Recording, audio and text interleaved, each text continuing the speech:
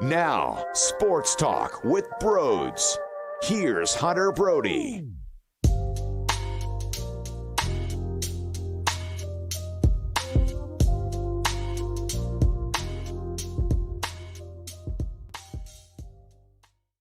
Seven nothing, baby. 7-0. Shut them out. The bank is rocking. Bryce Harper sees something, demolishes it, and then goes, yo, Bohm, let me tell you a little something. Let me show you how it's done, and let me tell you exactly what to look for. And Alec Bohm delivers and puts it over the wall.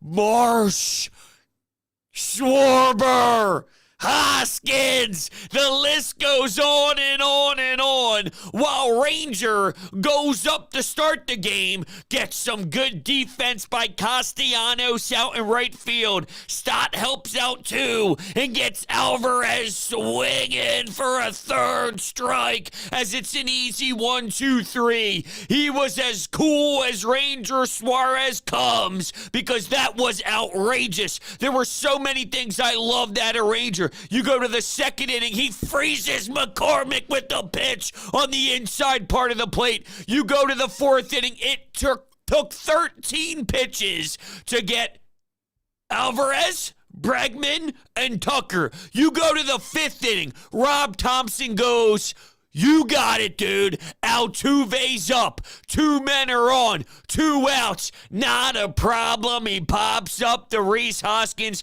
I know the offense is the electricity. I know that's what we're going to talk about, how Lance McCullers is going to have nightmares, and I would trust Brandon Workman's curveball over Lance McCullers in a postseason game any damn day of the week. But I just don't want that to overshadow what a cool customer Ranger Suarez is. My man doesn't have any sort of nerves ever. He doesn't know what nerves are. It would be nice to live a life where you just don't have nerves. He just goes out there, it's all business, and he'll shut you the hell down. He's not afraid. Working the inside part of the plate. If you're a right-handed hitter, like I said, McCormick goes down. That's what he does, and then he just bang from there. Is able to be unbelievable.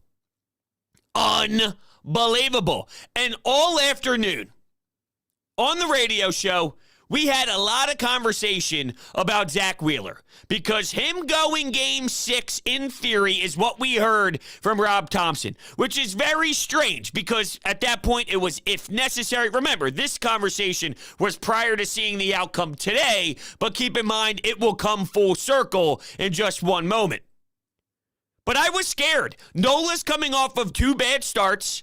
One in Houston, one against San Diego. You could say the odds are going to tell you he's going to bounce back, but the odds with the Houston Astros to win a game 1 of the World Series you thought would eventually end, but no, some trends just continue. If you told me that Aaron Nola was going to have 2 bad starts in a row, I'd say you're ridiculous. You're a fool. There's no way in hell, but that happened. So to say that it could be 3, while you would like to think that that wouldn't happen, it very well can. But here's the difference. With how well Ranger performed, you got the luxury of going to Brogdon, who seems to be turning the page at the right time. He goes through his cold stretches, but then there's times where his changeup is filthy, and you could see that he's in his bag a little bit. And right now, we're getting a sharp version of Connor Brogdon. Will that come into play at some point? I think so, because they saw the changeup in Game 2 against Alvarez, and I just wonder if that's something they're ever going to try and maximize again. But I digress. They used a Connor Brogdon. They used a Kyle Gibson. Bellotti threw 30 pitches, and that inning took forever. But after that, that was Nick Nelson. Did I say Bellotti? I forget. My brain's all in a pretzel. But regardless, Nick Nelson threw a ton of pitches. That inning took forever. They went to Bellotti. Now you're set up with Rob Thompson to have a bit more wiggle room with a Thor in Game 5, with an Aaron Nola, who I don't know what version of Aaron Nola we are going to get. I'm just hoping that the home field advantage and pitching at home gives him more of a comfortability factor, and the rush of the fan base going bonkers can kind of motivate him to have a great Aaron Nola effort, because that is massive. If it's not as sharp, though, because you didn't use Sir Anthony, because you didn't use Alvarado, because you didn't use David Robertson, there's more options, which is making me feel better about where they are right now.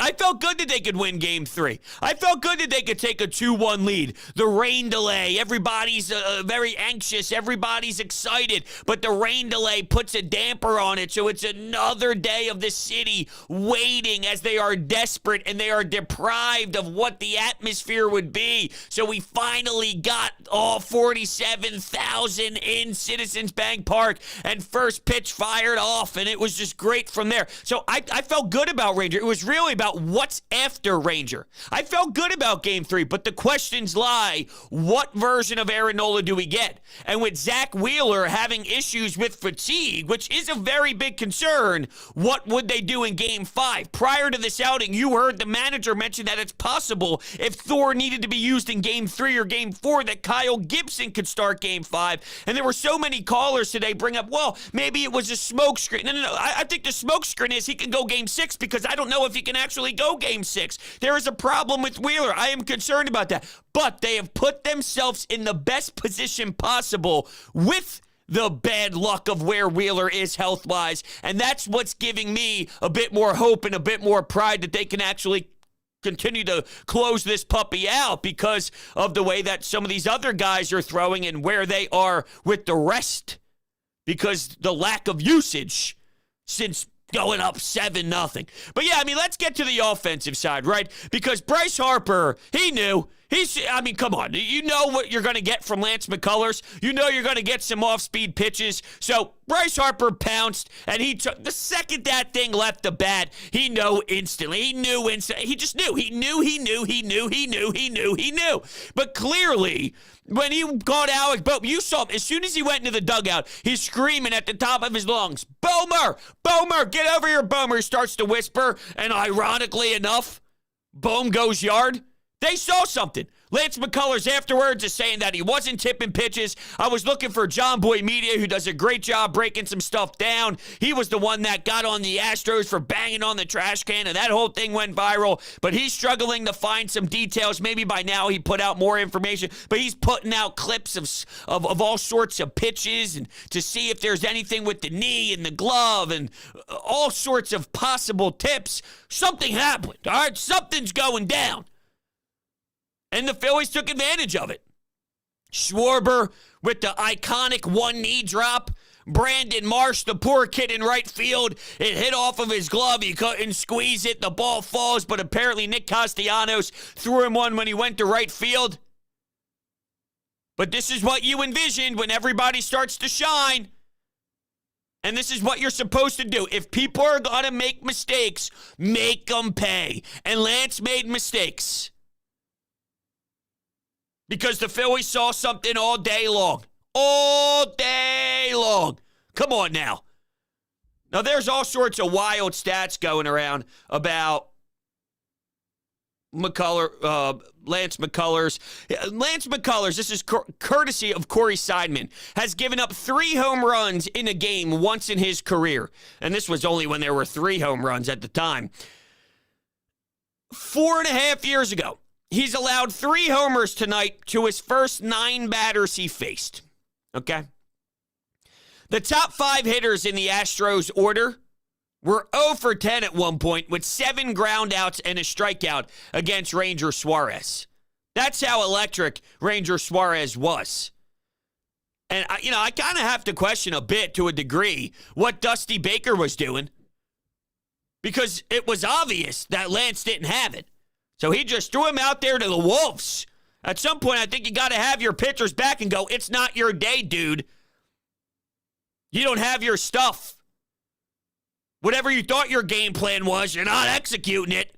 And the other team's putting it in the seats every single damn inning. That's what it felt like, right? Bang, bang, bang. CBP is going nuts. CBP is going wild. There's video clips of dudes pouring beer all over their face. Chugging beers. High-fiving, hugging rally towels. Crazy.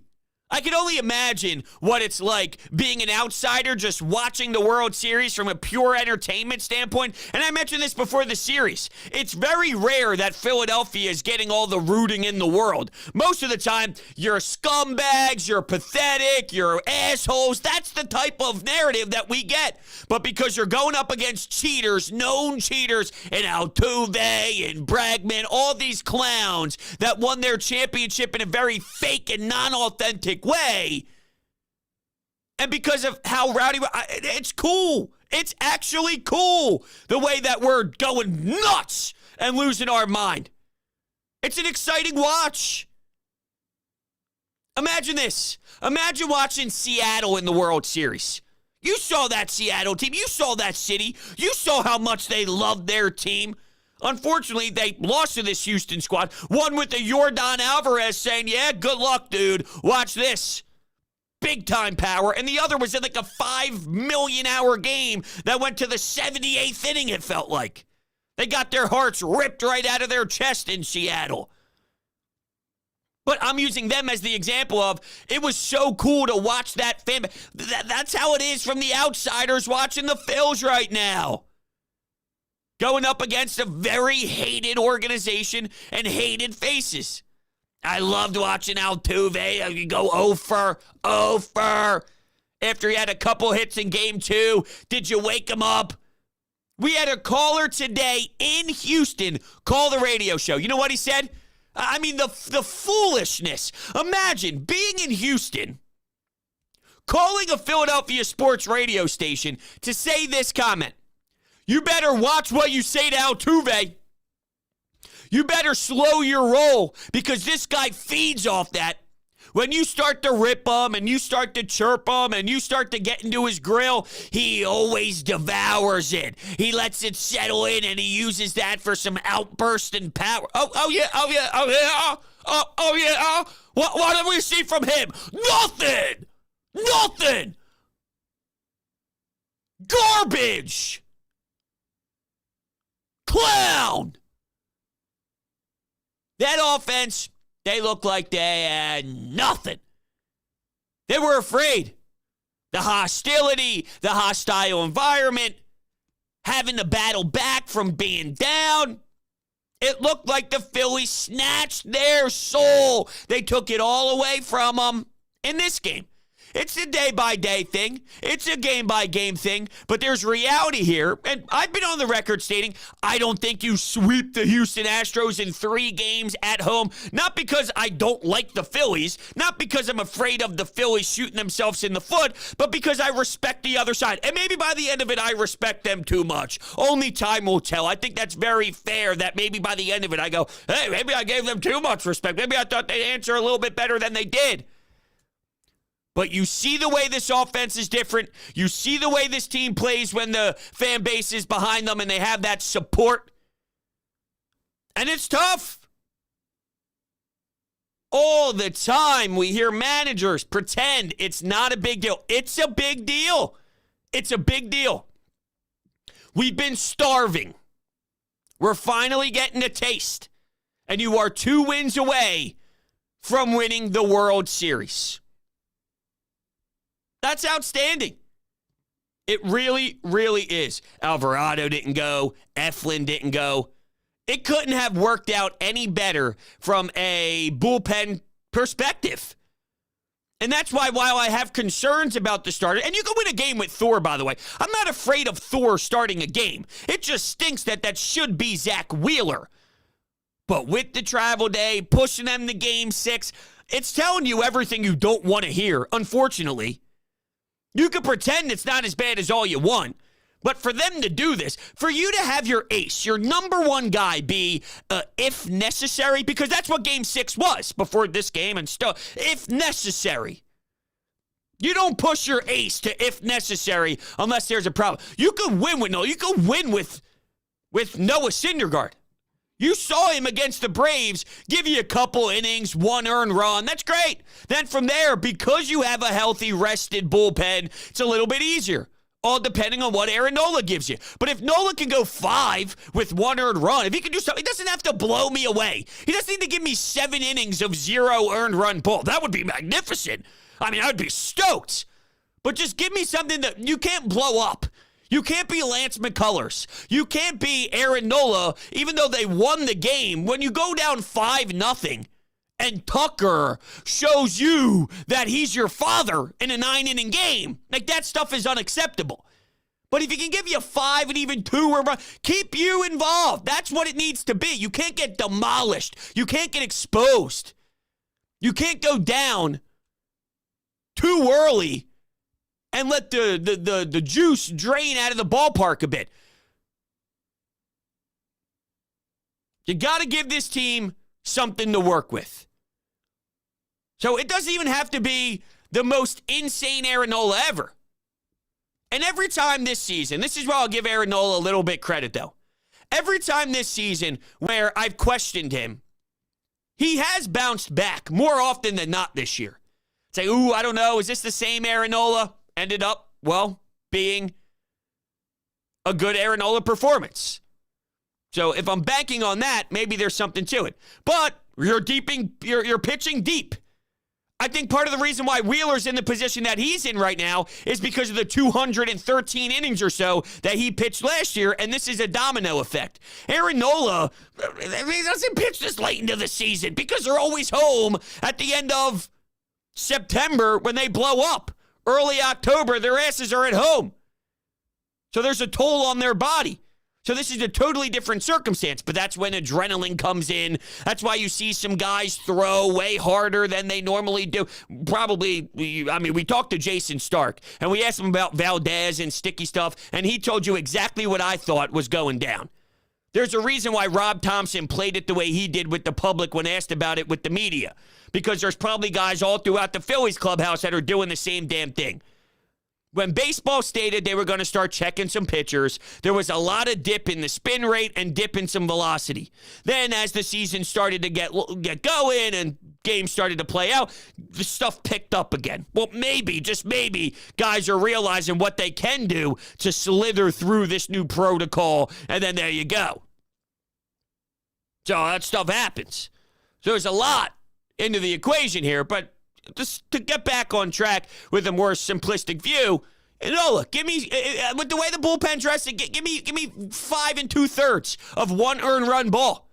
Get your standing ovation, and from there, let's see what the other guys have. You know they highlight that Alvarez matchup. I wouldn't be surprised if you see Alvarado in the game early. That seems to be something that they believe in right now. They manage inning by inning. They manage like every inning is game 7, 9th inning until the game is over. That's the way Rob's been handling it.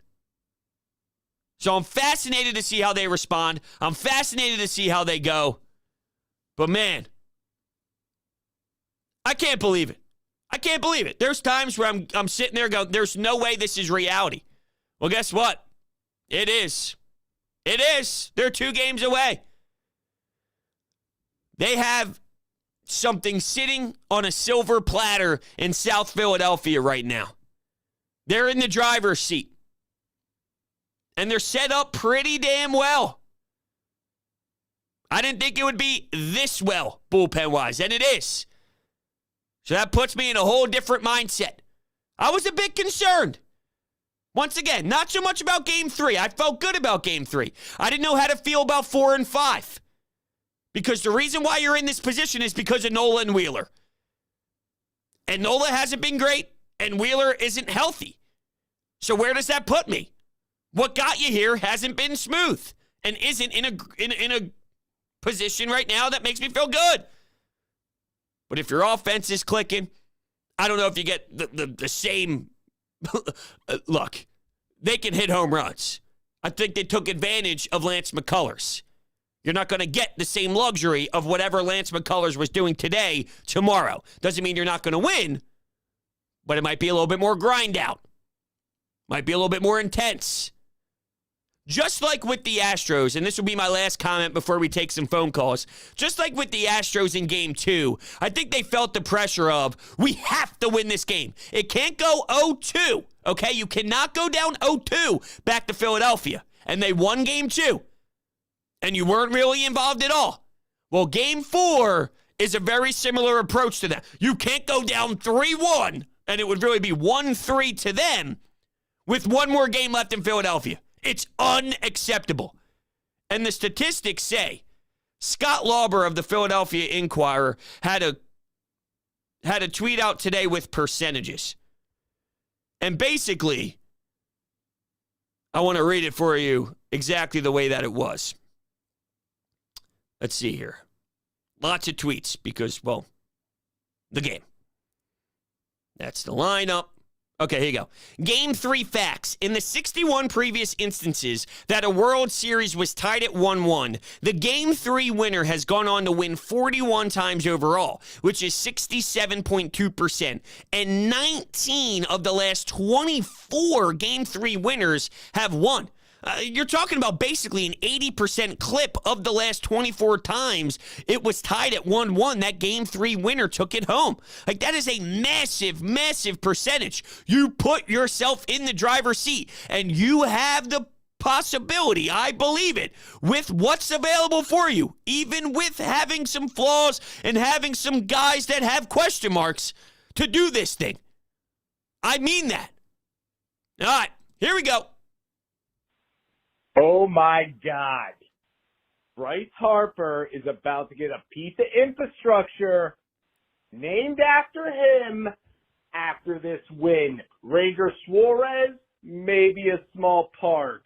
We are talking about the bullpen should get a collective water assignment, some sort of water thing going on. I love the fightins. Thank you. Whoever the hell Rob Thompson is, you came in out of nowhere. God bless America. God bless the Phils. Rock on. I don't even know what to say to that one, I'll be honest with you. You say thank you, Rob Thompson. I say thank you, Rob Thompson. I say thank you, Dave Dombrowski. I say thank you, Bryce Harper. Bryce Harper is on a different level of locked in. His postseason stats this year are insane.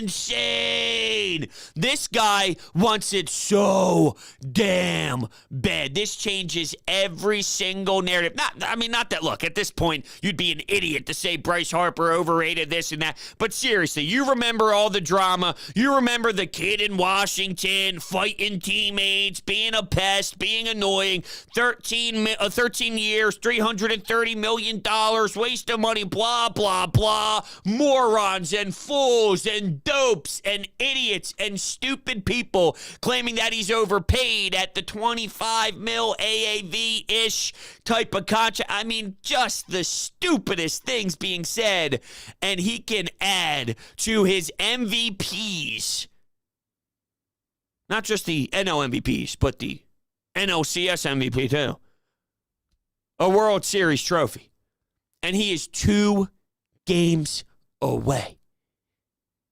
Did you see Lance McCullers when that home run was hit? Bryce knew. Lance was so disgusted at himself, as he should be, dude.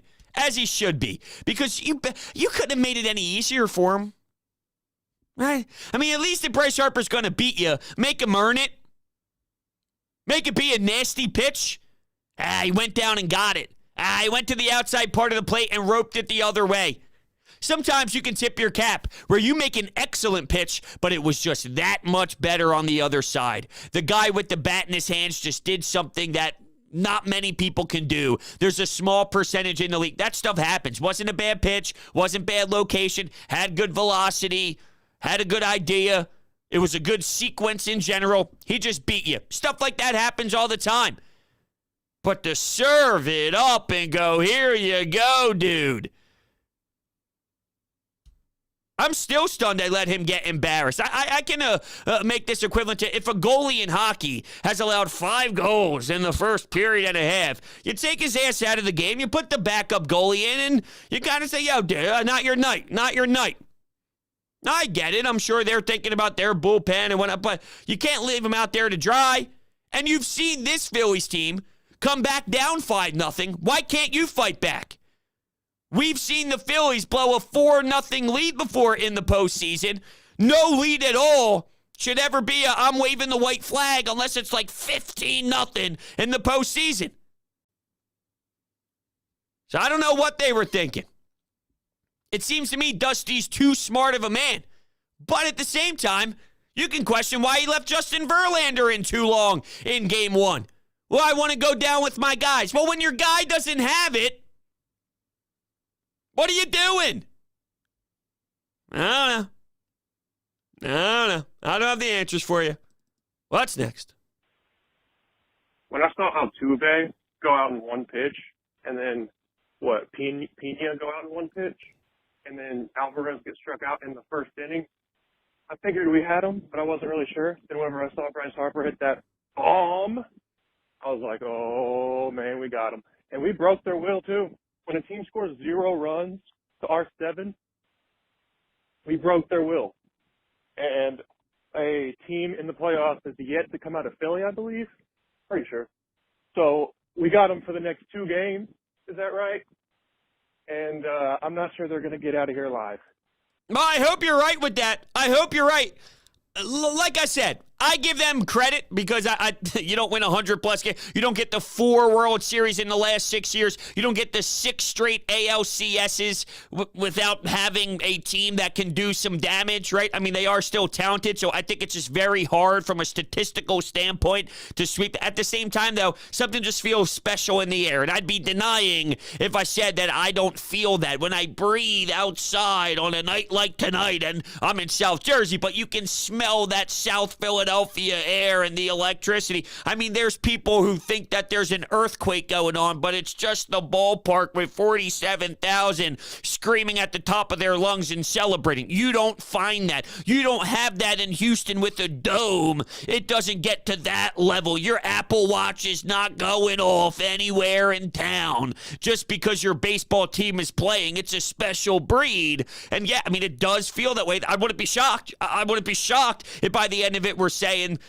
no team can win in South Philly. At the same time, though, it's like maybe I'm giving them too much credit. We'll find out. Tomorrow's a big one. Aaron Nola has been criticized a lot in this city. And at times, very, very, very, very reasonable discussion. But he could eliminate. I'll put it to you this way. If he shines tomorrow, Game 1 doesn't get talked about as much. San Diego doesn't get talked about as much. He could put that to rest. We said the same thing about Nick Castellanos. If Castellanos hit home runs in the playoffs, the 13 home runs that he hit in the regular season, it ends up being evaporated. Now, he's made up for it defensively, but I was kind of shooting some texts around with a couple of my buddies. Bryce Harper has all the information. He just talks to Bohm, and Bohm can hit a homer. Marsh can hit a homer. Nick Castellanos gives you an inside-out swing that's a single. There's just, I don't know. I don't have the words to explain it. It just doesn't add up. So he hasn't really done it out in the batter's box, but he has done it in right field with what we can now call the Nick Castellanos sliding grab because they all look the same. When we talk about the Phillies yearbook, when it's all said and done, it's all those sliding grabs. First, and you know what? I know a lot of people say this, but when he made that grab, I knew. Because it just felt like some of those other plays that he made, those were later on in the game, 9th inning, big moments. But I'm like, oh, here we go again. That happens, the Phillies win. That happens, Phillies win. There's just a correlation between it. But with Nola, he can just shut everybody up, and then poof, it evaporates. If he has a shining game where he mows them down, where he shoves. Now, that's different than the 5 1/3 and 1 earned run game that I mentioned. I don't know if that necessarily puts it all right. Maybe it does. Maybe it does. Maybe that's enough because the joy of the position that they'd be in if they win game 4 would override it because he did his job. So maybe that is it. Maybe it doesn't have to be a full-on insane effort for that to just go away. Maybe it doesn't have to be. Like, that's how low the bar is for Nola, right? I'm not demanding something that's irrational. I'm not demanding 9 and scoreless. I'm not demanding 8 with 1 earned run. Think about what I'm asking him to do. At home, 5 2/3, 1 earned run ball. So you could hand it over to Alvarado, maybe against Alvarez or something along those lines. That could be the bar for me. That's not too much. I'm excited, though. I'm excited because I think that there is going to be some momentum carried over from what just happened tonight. The fellas are going to be in bed tonight staring at the ceiling going, I can't wait. Like, you get to play in front of this crowd. I want to cherish every single second of it, but I want to get right back out there. While the Astros are thinking, holy hell, another night of this? Holy hell, we got to sit through another one of these nights where we're going to get ridiculed nonstop and painfully abused, rightfully? Can't wait. Can't wait for 8:03, baby. Can't wait for 8:03. Thank you guys all so much for kicking it with me. Big time W. They're up 2-1 in the World Series, baby. Hey, Chopper, 2 more. Yo, Chopper, 2 more. Tomorrow, will I be saying 1 more? I don't know. Can't wait to find out. Thank you guys. I love you so much. I'll catch you on the next one.